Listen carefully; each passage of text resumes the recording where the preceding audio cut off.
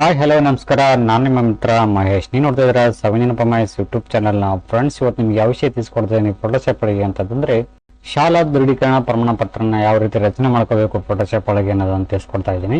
ಸಾಮೂಹಿಕ ವಿವಾಹ ನಡೆದಾಗ ಈ ಒಂದು ಶಾಲಾ ದೃಢೀಕರಣ ಪ್ರಮಾಣ ಪತ್ರ ಗಂಡಿಗೆ ಮತ್ತು ಹೆಣ್ಣಿಗೂ ಅತ್ಯವಶ್ಯಕವಾಗಿ ಬೇಕಾಗಿರ್ತೈತಿ. ಸೊ ಆ ಒಂದು ಕಾರಣಕ್ಕೋಸ್ಕರ ಶಾಲಾ ದೃಢೀಕರಣ ಪ್ರಮಾಣ ಪತ್ರನ ಯಾವ ರೀತಿ ಕ್ರಿಯೇಟ್ ಮಾಡ್ಕೋಬೇಕು ಫೋಟೋಶಾಪ್ ಒಳಗೆ, ಬನ್ನಿ ವಿಡಿಯೋ ಸ್ಟಾರ್ಟ್ ಮಾಡೋಣ. ಅದಕ್ಕೂ ಮುನ್ನ ಯಾರೆಲ್ಲ ಚಾನಲ್ ಸಬ್ಸ್ಕ್ರೈಬ್ ಮಾಡ್ತೀವಿ ವಿಡಿಯೋ ನೋಡ್ತಾ ಇದ್ದಾರೋ ಅವರೆಲ್ಲರೂ ಚಾನಲ್ ಸಬ್ಸ್ಕ್ರೈಬ್ ಮಾಡ್ಕೊಳ್ಳಿ.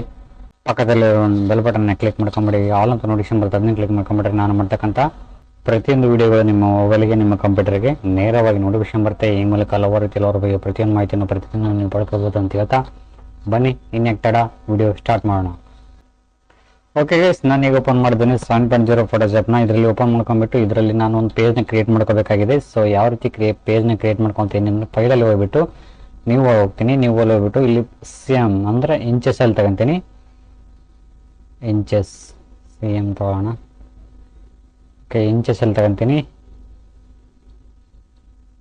ಓಕೆ, ಇಲ್ಲಿ 6, 9 ಆಮೇಲೆ ಇಲ್ಲಿ 7, 9, 6 ನೋಡೋಣ. ಓಕೆ, 72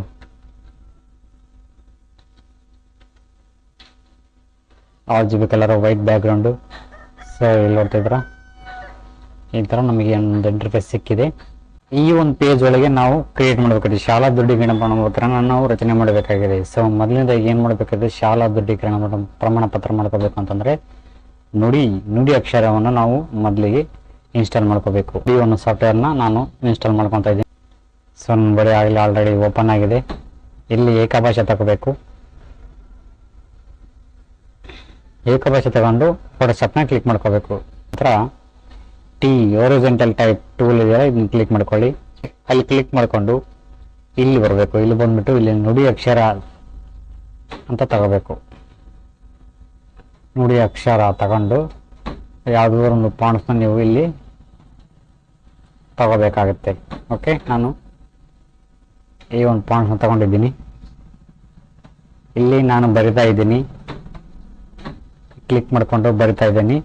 ನಿಮ್ಮ ಕೀಬೋರ್ಡ್ನಲ್ಲಿ ಇರ್ತಕ್ಕಂಥ ಸ್ಕ್ರೋಲ್ ಲಾಕ್ನ ಆನ್ ಮಾಡಿಕೊಂಡು ಇವಾಗ ಬರಿಬೇಕಾಗುತ್ತೆ. ನಾನು ಬರಿತಾ ಇದ್ದೀನಿ.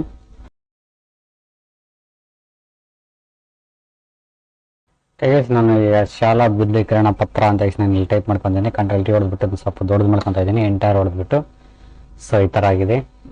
ಇದನ್ನ ಸ್ವಲ್ಪ ಡಿಸೈನ್ ಮಾಡ್ಕೋಬೇಕಲ್ಲ. ಡಿಸೈನ್ ಮಾಡ್ಕೋಬೇಕು ಅಂತಂದರೆ ಇಲ್ಲಿ ಬರಬೇಕು. ಇಲ್ಲಿ ಕಾಸ್ಟ್ಯೂಮ್ ಶೇಪ್ ಅದಿದೆಯಲ್ಲ, ಈ ಟೂಲಿಗೆ ಬಂದ್ಬಿಟ್ಟು ಇಲ್ಲಿ ಕ್ಲಿಕ್ ಮಾಡ್ಕೊಳ್ಳಿ.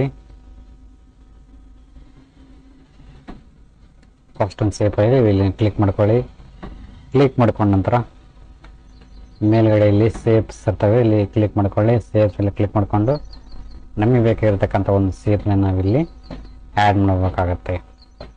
ಹಲವಾರು ರೀತಿಯ ಒಂದು ಬಗೆಯ ಇಲ್ಲಿ ಶೇಪ್ಗಳು ಲಭ್ಯ ಇರ್ತವೆ. ಅದರಲ್ಲಿ ನಮಗೆ ಯಾವ್ದು ಇಷ್ಟ ಆಗುತ್ತೋ ಅದನ್ನ ನಾವು ಇಲ್ಲಿ ಕ್ಲಿಕ್ ಮಾಡ್ಕೋಬೇಕಾಗತ್ತೆ. ಇದು ಬೇರೆದು ಮಾಡ್ಕೊಳ್ಳೋಣ. ಓಕೆ,